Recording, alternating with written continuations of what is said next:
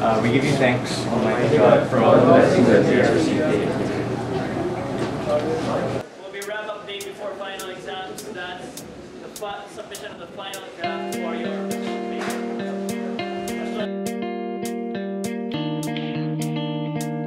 Bawat umaga, bumabangon ako at dinadaanan ako ng mga bagay-bagay at pangyayari. Ang ugong ng bentilador, paspas ng hangin, mga yapak at mga usap-usapan ng mga taong maraming inaatupag.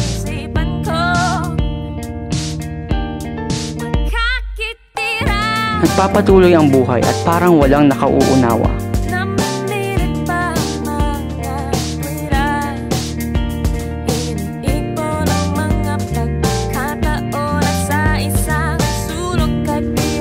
Di nila nakikita ang aking nakikita.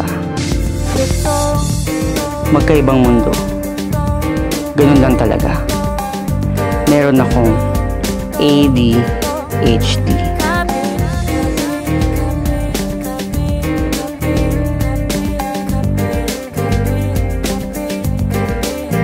Attention deficit hyperactivity disorder. Parang may problema siya sa kung paano mag-behave ang mga tao. Parang papansin ng KSP. Yun yung papansin-tingi syndrome. Mahilig siyang magpapansin, magulo siya, makulit. Usually parang seeking for attention or kung hindi man makapuso ng attention. Ang alam ko sakit siya sa utak, something about mental capacity. Isn't it like a mental illness? Parang husdiin ko yung, ang alam ko na doon, misira yung ulo ng tao. Is it infectious? Tapos sobrang energetic. Tapos, alam mo yun, parang hindi naman harmful. Parang ano na talaga siya, he likes attention. Hindi, pag class din kasi, alam mo yun, yung parang, yan, nag-fail siya, babalibag niya yung mga lamesa. Yeah, I saw her in first year, he was like dancing randomly in front of the dark. Walang ADHD naman kasi di ba parang disorder na siya eh. Kung nga rin, upuin lahat ng steady, sila yung kumbaga nag-fidget yung paa. Kailangan meron silang outlet ng energy, hindi sila pwedeng nakastisil. May isang tao na may ADHD na parang kinukulit ako ng kinukulit na hindi ko naman siya kilala pero pilit siya ng pilit na kausapin ako. Hindi ko na lang pinansin. Yeah, I laugh at them. So it's like, it's reactive. Normally, ang ADHD, may batang may ADHD. Malaki ang papel ng pananaw sa iyong pandama, pagtingin at pagranas sa mundong ginagalawan mo. Ito ang susi sa iyong pagkamulat sa katotohanan man o kasinungalingan. Buksan mo ang pinto. Halika sa aking mundo. Yung mga actions nila, yung activities na hindi nila masyadong makontrol kasi hindi ko alam kung anong dahilan eh. Pero I think it's something organic o yung gano'n na parang they can't help it. Hindi lang nila mapigilan na gano'n sila, pinanganak sila na gano'n. Kasi bigla nilang tatay during the discussion without asking permission, bigla nilang magsasabi ng mga words na out of the topic. Well, may mga sadyante na ako na apparently pero ADHD. So may mga little signs ako na little symptoms. Ano ba itong tinatawag nilang ADHD? Ito ba'y sakit? Nakahawa ba ito? Meron ba itong lunas? ADHD, well, for starters, it stands for Attention Deficit / Hyperactivity Disorder. It's something that you have to remember kasi minsan nalagay natin ADHD, pero may slash talaga yon because there are really two types. One is attention deficit lang, and then the other is it has hyperactivity as one of the components. I really wouldn't want to call it a disorder, but more like a group of behaviors that become problematic if a student, for instance, in school cannot pay attention long enough to have any learning. Something is wrong with the brain of the person that needs one medication. Okay? Kailangan na ma-assess ng isang licensed doctor, developmental pediatrician, for that matter, as well as a psychologist. Usually yan, makikita, hindi nasa spot mo sa class kasi ang mga estudyante kahit magulo, merong magulo na maingay, pero sila, hindi sila mapakali sa isang That's for me, that's one indicator. Hindi sila mapapalo sa isang lugar.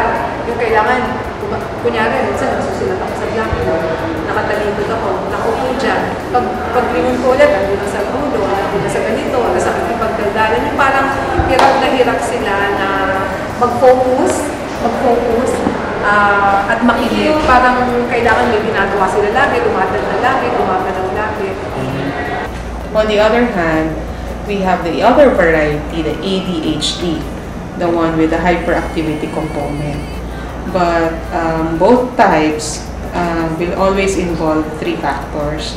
The number one would be inattention, or inability to pay attention long enough. And then impulsivity, the inability to think first before they talk or they act. And then finally, hyperactivity for the ADHD type. Hyper, and at the same time, itong person na to, dahil sa sobrang hyper, nawawalan siya na easily distracted, nawawalan siya ng focus. So, doon sa process ng psychological treatment, tuturuan siya, i-train siya paano siya magfo-focus, i-train siya para makafocus siya at makagawa ng dapat niyang gawin at given time. Maraming hindi mulat sa katotohanan na meron palang ADHD kahit dito sa mataas na paaralan ng Ateneo de Manila. Tinatayang sa bawat 20 estudyante ay mayroon 1 hanggang 3 na naapektuhan ng ADHD. Ilang sintomas ng ADHD ay ang pagiging malikot, hindi mapakali, bigla na lang sumisigaw, binabara ang mga kausap, at hindi nag-iisip bago kumilos o magsalita. I just got angry faster than other people. I was bouncing around the house. Last year I went to a school that would help me control myself and give me study habits. So, meron ako, based experience ko, may mga ADHD, hindi kasi sila naiintindihan ng mga klase nila. So, since hindi sila naiintindihan, hindi sila ganun, depende sa klase. Meron din mga klase na inaako na yung responsibility how to deal with the ADHD students. So, pag nagwawala, meron ako mga estudyante nagwawala, nananakit na yung pagka-violent. So, yung klase na, alam na nila ano yung gagawin. Meron na silang may body system na nag-handle na sa mga. So I think the best way to help them is to make them feel that they are mainstreamed into normal or general society or population.